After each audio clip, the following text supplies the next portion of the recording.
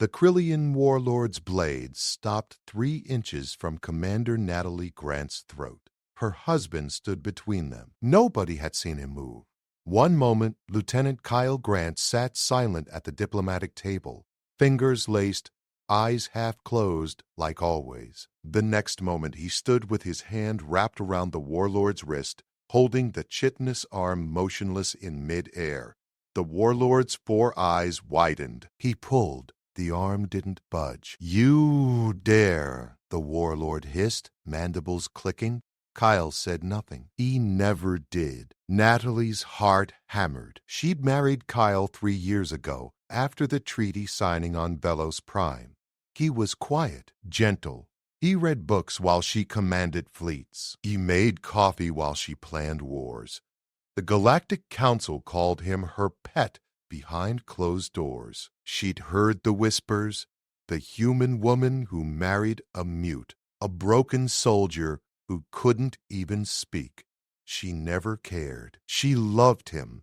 But right now, watching his fingers tighten around the warlord's wrist, she realized she'd never actually seen him fight. "Release me, human insect," the warlord snarled. His 3 guards reached for their plasma rifles. Kyle's other hand moved, fast, so fast Natalie almost missed it. He drew something from inside his coat, something long and curved and impossibly sharp. A sword, not some ceremonial antique. This blade looked old but functional, worn but lethal. The metal caught the station's lights and seemed to drink them in. The warlord froze. His guards froze. Every alien in the conference room froze. Natalie knew that look. She'd seen it on 100 different species across 100 different worlds. It was the look of prey recognizing a predator. "That's," one of the Krillian guards whispered, backing toward the door. "That's a blood-sworn blade." Kyle finally spoke. His voice was quiet, calm, terrifying. "Leave." The warlord tried to jerk his arm free. Kyle's grip didn't shift. The sword rose slowly until its tip rested against the warlord's primary eye. "You don't know who I am," the warlord growled. "I command 17 war fleets. I've destroyed colonies. I've burned worlds. I will tear this station apart and everyone on it." Kyle tilted his head slightly. "You threatened my wife." The blade pressed forward just a fraction. Just enough. The warlord's breathing changed. His mandibles stopped clicking. His 3 guards had already fled through the door. "The summit is over," Natalie heard herself say. Her voice sounded distant. "You have 10 minutes to reach your ship." The warlord's eyes darted between her and Kyle, between the commander who'd won 16 campaigns and the silent man who'd just reduced a warlord to stone. Kyle released the warlord's wrist and stepped back. The sword lowered but didn't sheath. The warlord stumbled backward. He stared at Kyle for 3 more seconds. Then he turned and ran. The door sealed. Silence filled the room. Natalie looked at her husband, really looked at him, at the sword in his hand, at the way he stood, at the absolute stillness in his eyes. "Kyle," she said softly, "what are you?" He met her gaze. For the first time in 3 years, she saw something flicker behind those quiet eyes. Something very old, something very dangerous. "Yours," he said simply. Then the alarm started screaming. The station shuddered. Red emergency lights flooded the conference room. "All personnel to battle stations," the intercom blared. "Krillian fleet has opened fire. Repeat, we are under attack." Natalie's neural implant lit up with tactical data. 17 warships, just like the warlord said. They'd been hiding in the asteroid field, cloaked, waiting for the signal. Shields at 60%. Her tactical officer's voice crackled through her comm. "They hit us before we could raise full defenses." Kyle sheathed his sword in one smooth motion. The weapon disappeared back inside his coat like it had never existed. He moved to the window, Watching the energy blasts hammer the station's outer hull, Natalie pulled up the holographic display. The situation looked grim. Her flagship, the Resolute, sat docked 300 meters away. Her crew was scrambling, but they needed time. Time they didn't have. Commander Grant, the station's captain, spoke through her implant. The docking clamps are damaged. Your ship can't detach. We're working on manual release, but it'll take 20 minutes minimum. 20 minutes? They'd be debris in 10. Evacuate non-essential personnel, Natalie ordered. Route all power to forward shields. Buy us time. Kyle turned from the window. How many fighters does the station have? Natalie blinked. Kyle never asked tactical questions. He never asked questions at all during combat situations. He just stayed quiet, stayed safe, stayed out of the way. 12, she said, but only 6 are flight ready. The rest are in maintenance. I need 1. The station rocked again. Harder this time. The lights flickered. Kyle, you can't fly a fighter, Natalie said carefully. You're not rated. You've never even been in a simulator since we married. He looked at her with those quiet eyes. I'm rated. No, your file says you're an analyst. You worked intelligence during the Sector 9 conflict. You never saw combat. My file is incomplete. Another blast. Closer. The tactical display showed 2 Krillian destroyers breaking formation, moving to flank the station. Smart. They'd pin the Resolute against the docking port and tear it apart. Natalie's mind raced. 6 fighters against 17 warships was suicide. But if they could disrupt the attack pattern, create enough chaos, maybe her crew could free the Resolute. Captain Brennan, she spoke into her comm. Prep all 6 fighters. I'm leading the squadron. Belay that, Kyle said quietly. Natalie stared at him. Excuse me? You're needed on the Resolute. Once the clamps release, your crew needs their commander. I'll take the fighters. Kyle, this isn't a debate. You're not trained for this. He stepped closer. His hand touched her cheek. The gesture was gentle, familiar, the same way he'd touched her 1,000 mornings over coffee. Natalie, he said, trust me. The words hung between them. 3 years of marriage, 3 years of quiet mornings and silent evenings, 3 years of him supporting her, loving her, never asking for anything. She'd never seen him lie. Not once. Shields at 40%, the tactical officer reported. They're concentrating fire on the docking port. If we lose structural integrity there, the Resolute is gone. Natalie made a decision that felt insane and right at the same time. Captain Brennan, Lieutenant Grant is taking command of the fighter squadron.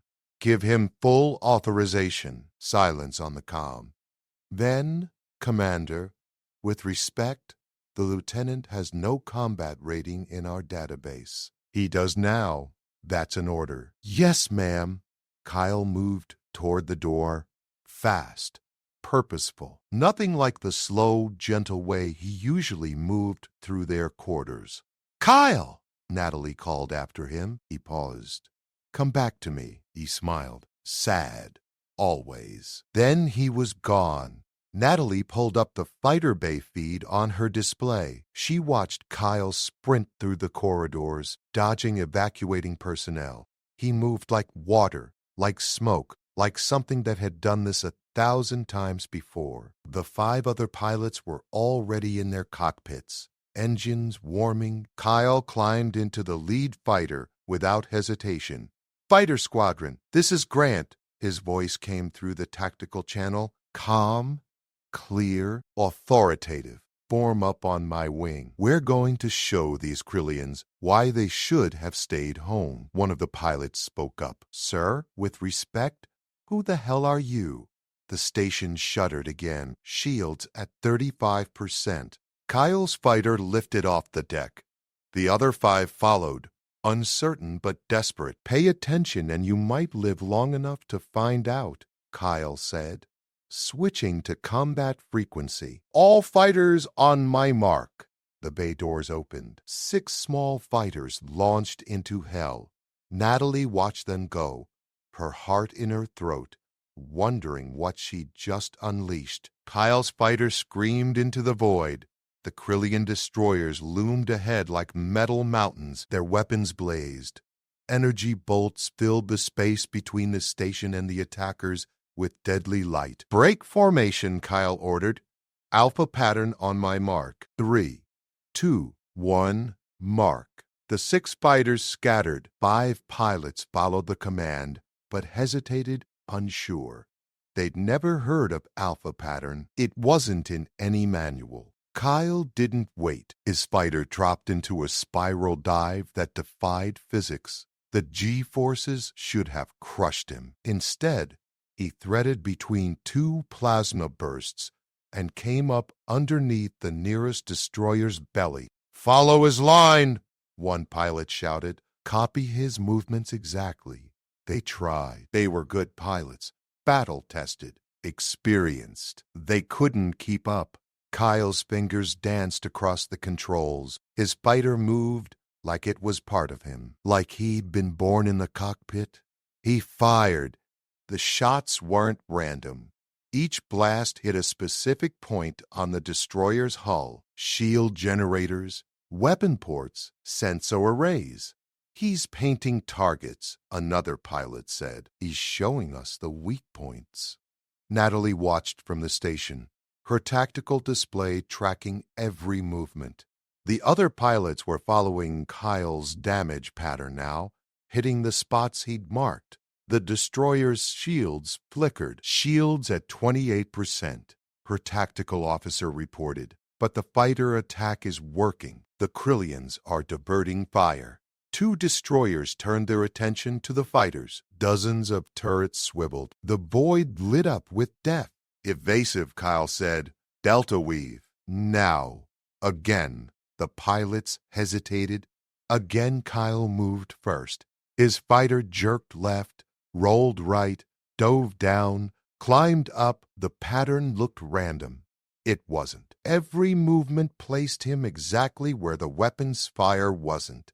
He was reading the attack patterns before they happened, predicting trajectories, dancing through chaos. One pilot tried to follow, couldn't match the timing. A plasma bolt caught his wing. His fighter spun out. "Baker 3 is hit," someone called. "He's losing control." "Stay with it, 3, Kyle said. His voice never changed, never rushed. "Cut engines. Let momentum carry you. Wait for my mark." The damaged fighter tumbled through space, heading straight for a destroyer's broadside. "Now," Kyle said. "Full burn, 45 degrees port." The pilot obeyed. His engines roared to life. The fighter jerked sideways, missing the destroyer by meters. He was back in formation, wing damaged but flying. "How did you know that would work?"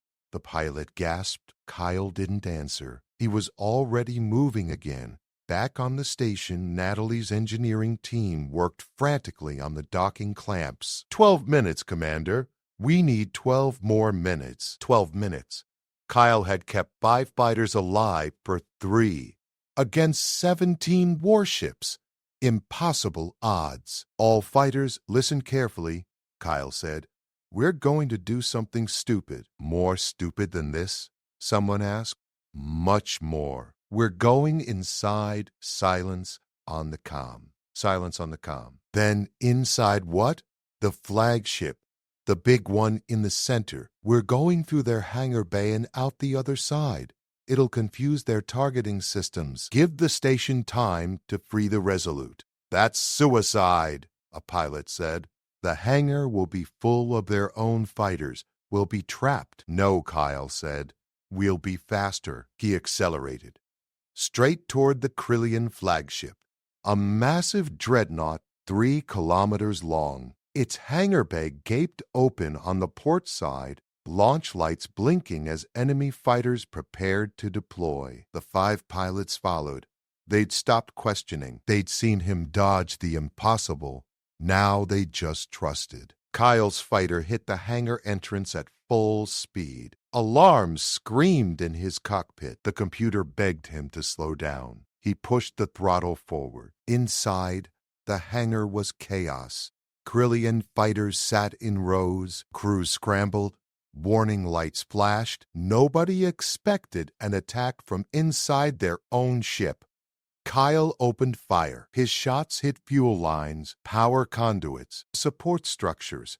Explosions bloomed behind him as he raced through the hangar at speeds that should have been impossible in an enclosed space. The other 5 fighters followed his exact path, through the smoke, through the debris, through gaps that seemed too small to exist. "Exit in 3 seconds," Kyle said. "Don't slow down." They burst out the opposite side of the flagship.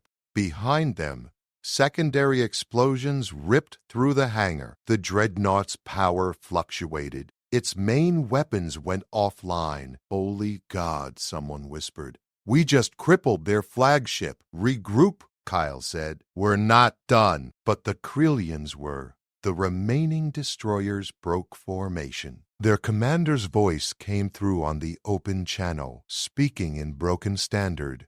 "What are you?" the voice demanded. "What is human Grant?" Kyle's response was quiet, final. "Someone you should have left alone." The Krillian fleet turned. They didn't retreat. They fled. 17 warships running from 6 fighters. Natalie stared at her display in shock. "Get me visual on Grant's fighter." The image appeared. Kyle sat in the cockpit, hands steady on the controls. His face was calm. He could have been reading in their quarters, sipping coffee, doing anything except having just defeated an entire fleet. "Commander," Captain Brennan spoke through her implant. "The docking clamps are free. The Resolute is ready to depart." "Stand down from alert status," Natalie said softly. "Bring the fighters home." Kyle's squadron came in smooth. Perfect formation. All 6 fighters intact. Natalie ran to the hangar bay. She needed to see him.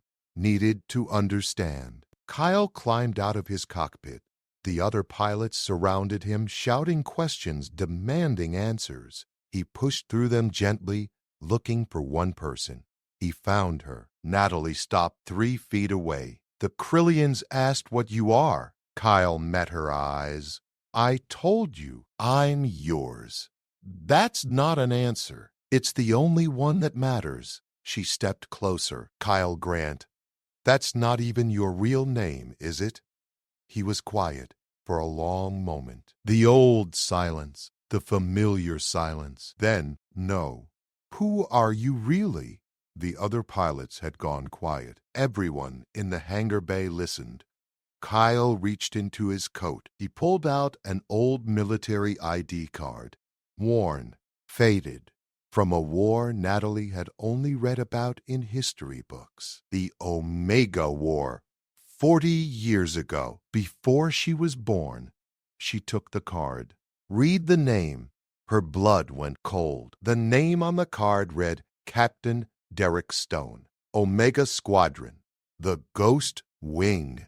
Natalie's hands trembled. Every military officer knew that name. Every cadet studied those battles. The Ghost Wing had been humanity's last hope during the Omega War, when the Vastari Empire nearly exterminated the human race. 13 pilots, 1 squadron. They'd held off an invasion fleet of 400 ships for 6 days, long enough for Earth's evacuation, long enough for humanity to survive. 12 of them died. Only 1 made it out. The record said Captain Stone died 3 years later from his injuries. The records lied. "You've been hiding for 40 years, Natalie whispered. Kyle, Derek, whoever he was, nodded slowly. "I was tired. The war took everything. I just wanted peace. So you erased yourself, changed your name, buried your past." "Yes." One of the pilots spoke up. "Sir, the Ghost Wing took on impossible odds. The tactics you use today, they match the historical records. The delta weave, the alpha pattern. Nobody's flown like that in decades. Kyle looked at the young pilot. Those maneuvers died with my squadron. I never taught them to anyone, never wrote them down. I hope they'd be forgotten. Why? Natalie asked. You were a hero. Humanity owes you everything.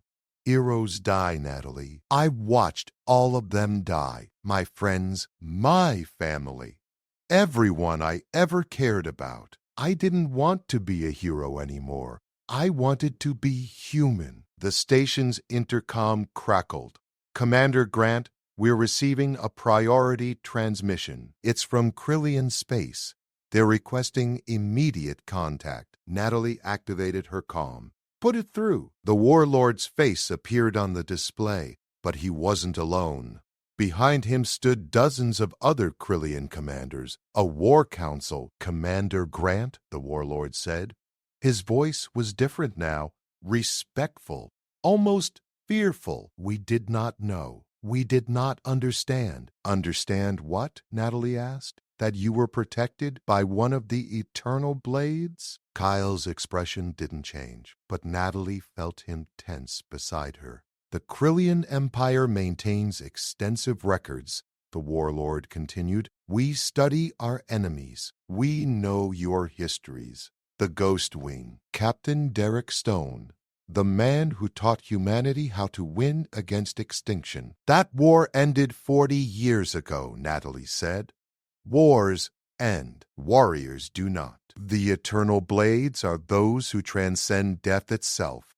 We thought the last one died decades ago. We were wrong. Another Krillian commander stepped forward. Older, covered in scars. I fought in the Omega War. I was young, foolish.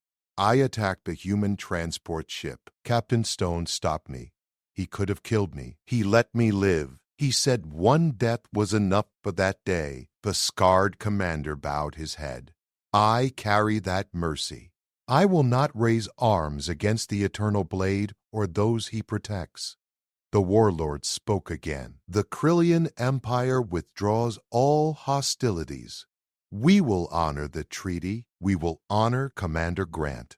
And we will never forget that she is wed to Derek Stone. The transmission ended. Silence filled the hangar bay. One of the pilots laughed nervously. So you scared an entire empire into peace. That's one way to end a conflict. Kyle shook his head. Fear isn't peace. It's just delayed war. Then what is peace? The pilot asked. Kyle looked at Natalie. Peace is choosing not to fight even when you can. Peace is putting down the sword even when you're the best at using it. But you picked it up again today, Natalie said quietly. Yes. Why? Because someone threatened you. Because some things are worth fighting for. She touched his face. The same gentle touch he'd given her before the battle. You gave up everything to disappear. And I ruined it. I made you famous again. The whole galaxy will know Derek Stone is alive. I know. They'll come for you. Every enemy, every war, they'll drag you back into the fight. Kyle took her hand. Let them come. I chose you, Natalie. I chose this life. I won't run anymore. But you wanted peace? I have peace right here. Captain Brennan's voice interrupted. Commander, we're receiving multiple transmissions from everywhere. The footage of the fighter battle went out on all channels. Everyone saw it. Every species, every government. Natalie closed her eyes. How bad?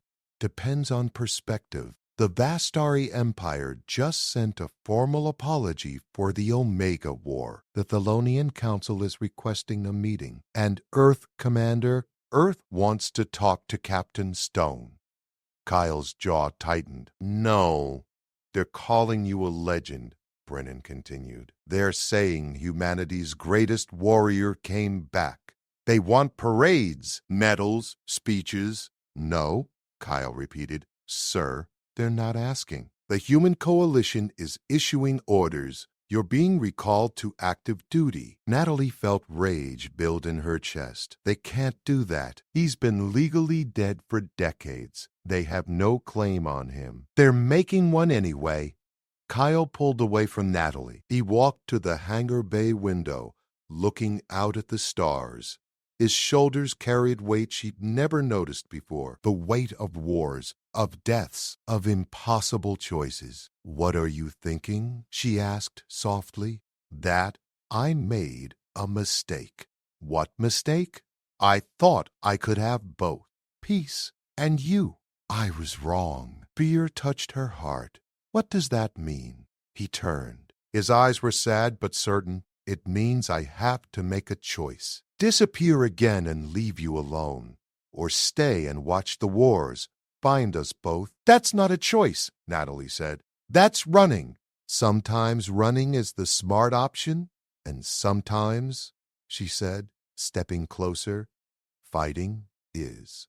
Kyle studied her face. "You don't know what you're asking. If I stay, every enemy I ever made will come looking. Every war I ever fought will start again. You'll be in danger every day.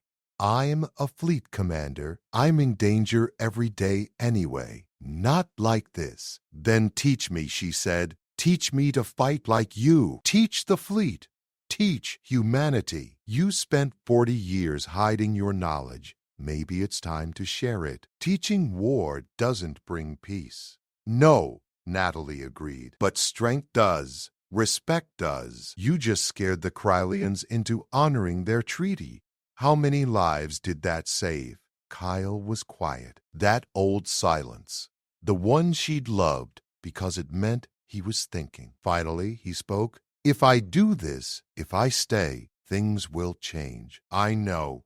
We'll be targets. I know. You might regret it." She kissed him.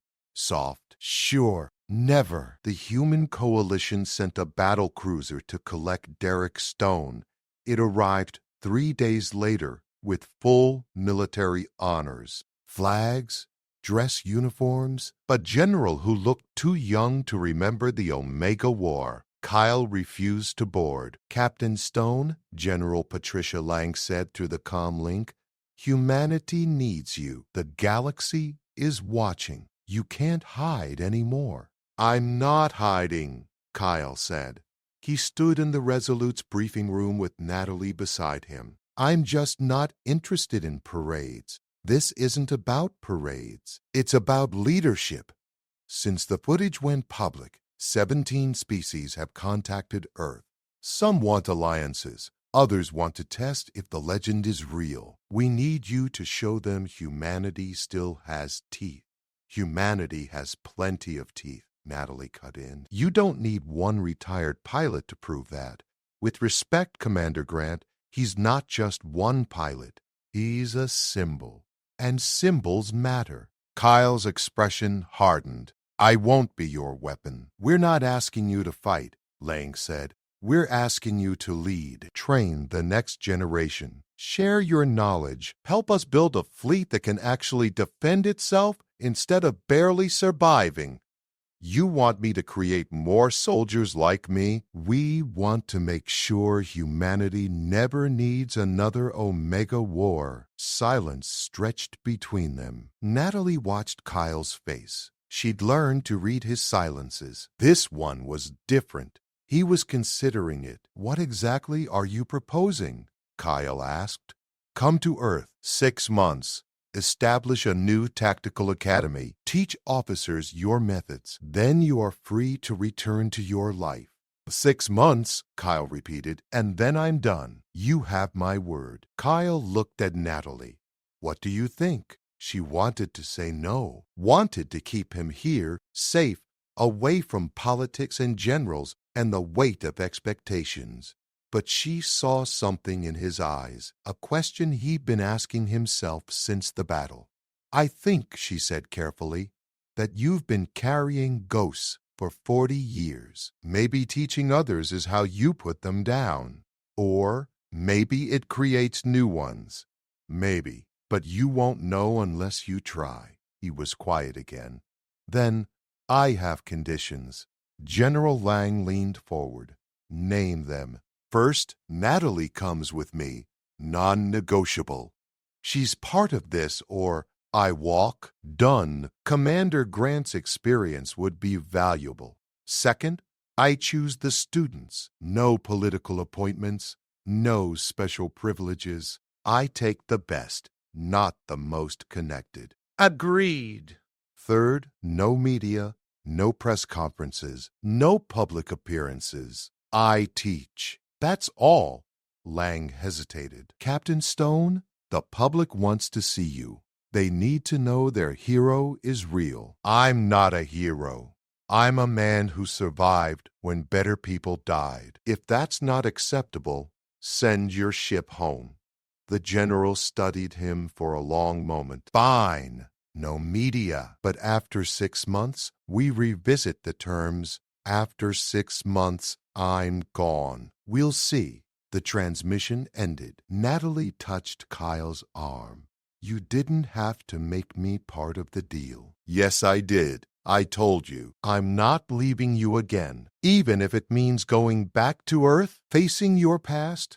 Especially then, they left for Earth 2 days later. The Resolute stayed behind under temporary command. Kyle and Natalie took a small transport, just the two of them, and a pilot. No ceremony, no attention. Earth appeared in the viewport after a week of travel. Blue, green, beautiful. Kyle stared at it for a long time. When was the last time you were home? Natalie asked. 41 years? Right after the war ended. I went back to my hometown. Everyone I knew was dead.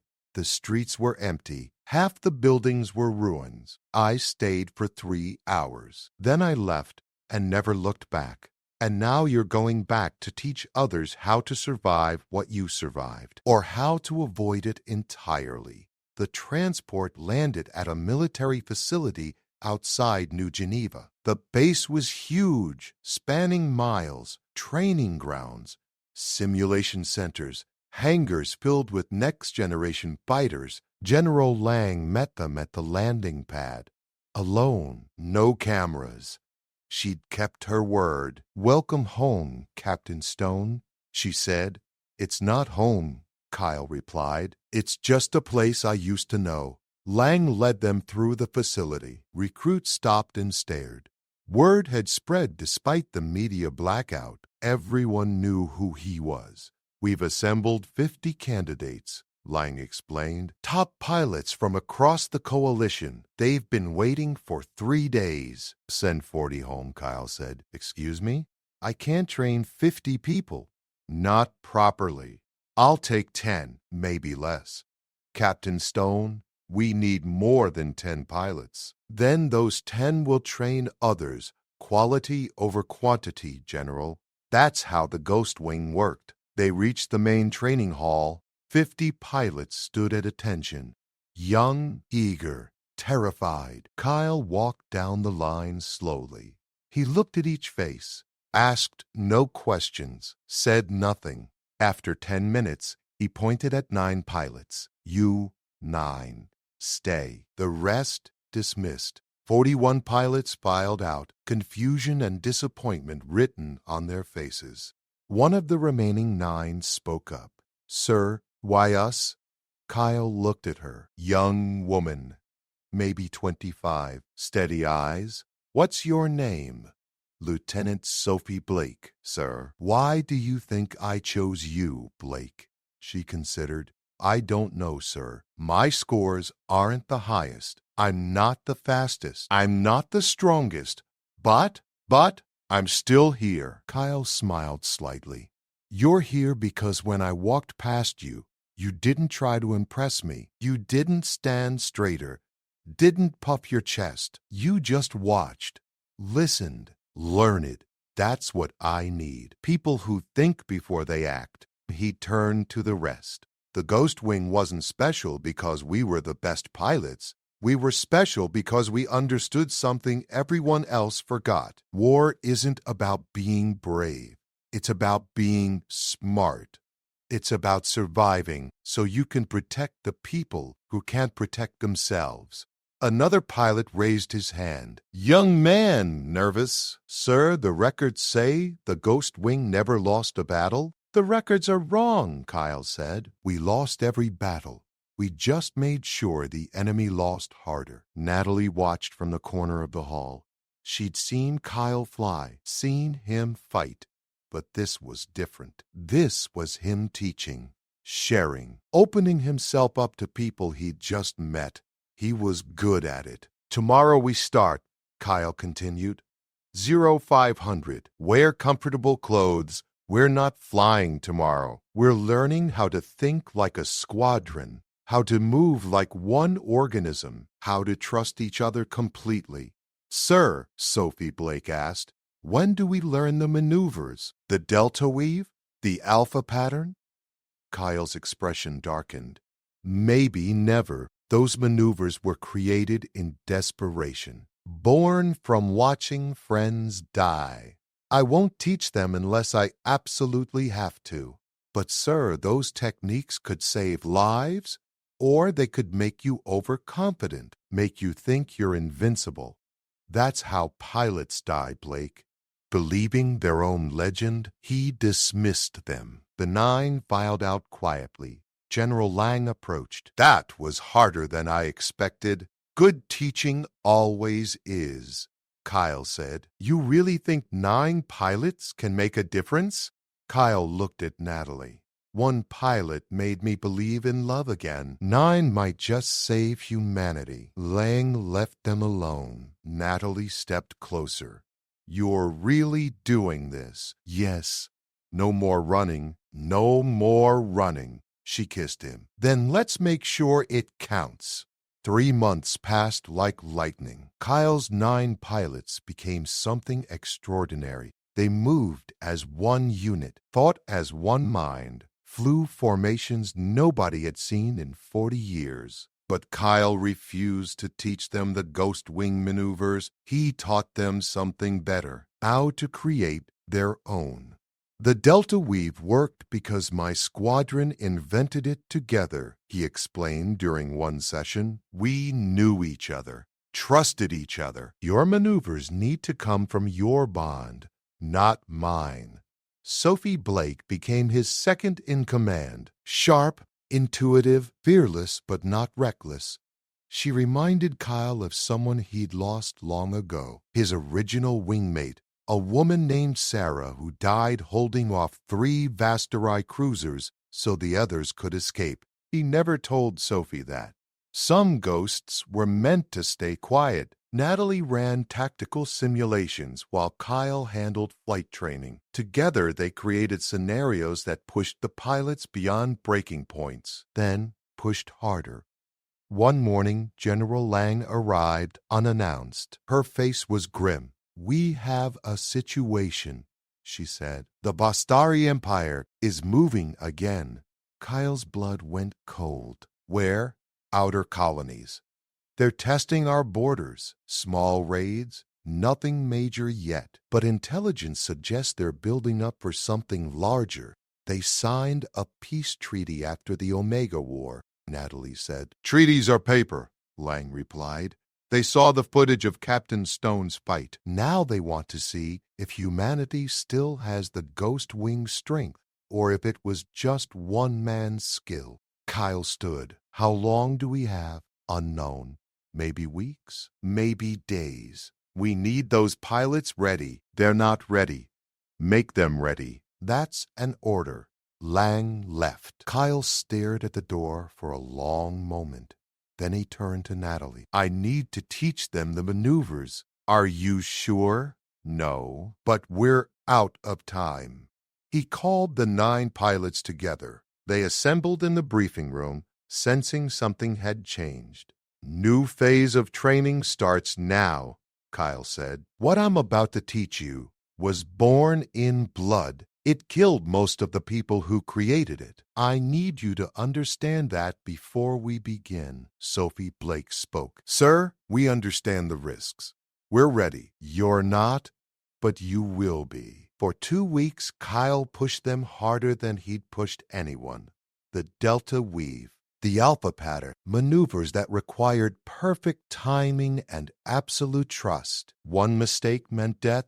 3 pilots washed out, couldn't handle the pressure, couldn't make the impossible calculations fast enough. 6 remained. 6 is enough, Kyle told Natalie one night. They stood on an observation deck, watching Earth turn below. The Ghost Wing started with 13. By the end, we were 6. That's when we were strongest. Because you'd already lost the weak links? Because we'd learned that survival mattered more than glory. The Bastari attacked 4 days later, not the outer colonies, Earth itself. 50 warships dropped out of hyperspace near the moon. No warning, no declaration, just immediate violence. Alarms screamed across the military base. Every pilot scrambled. Every ship launched. Kyle ran to the hangar bay with his 6 pilots behind him. Natalie was already in the command center coordinating the defense.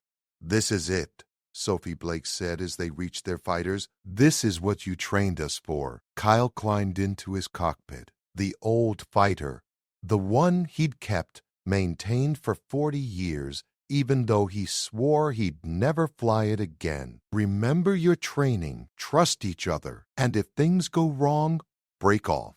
Survival first." "Sir," Blake said through the comm, "with respect, we didn't train to run." Kyle smiled grimly. "Good answer." They launched into chaos. Earth's defense fleet engaged the Vastari ships. Explosions lit up space. Fighters swarmed like angry insects. "Ghost Wing, this is stone," Kyle said. "We're going for the command ship, that big one in the center. Disable it and the others lose coordination." "Copy that," his 6 pilots responded in unison. They flew. Perfect Delta Weave formation, through weapons fire, through debris, through impossible spaces. The Vastari recognized the pattern. Kyle heard their chatter on the intercepted channels. Fear, disbelief. The Ghost Wing was supposed to be dead. "Break and reform," Kyle ordered. "Alpha pattern, mark." His fighters scattered and came together in a new configuration. Faster, deadlier, each pilot covering the others perfectly. They reached the command ship's shields. Kyle fired at the exact weak point he'd identified, the same weak point Vastari ships had 40 years ago. They never learned. The shields flickered as pilots poured fire into the gap. Inside the command center, Natalie watched the battle displays. "He's doing it," she whispered. "He's actually doing it." General Lang stood beside her. 6 fighters against 50 warships. This is impossible. "You've never seen Derek Stone fight," Natalie said. "Impossible is where he lives." The Vastari command ship's shields collapsed. Kyle's squadron punched through, firing at critical systems, engines, weapons, bridge. The massive ship went dark. "All Vastari vessels, this is Captain Derek Stone of the Ghost Wing." Kyle broadcast on all frequencies. "Your command ship is disabled.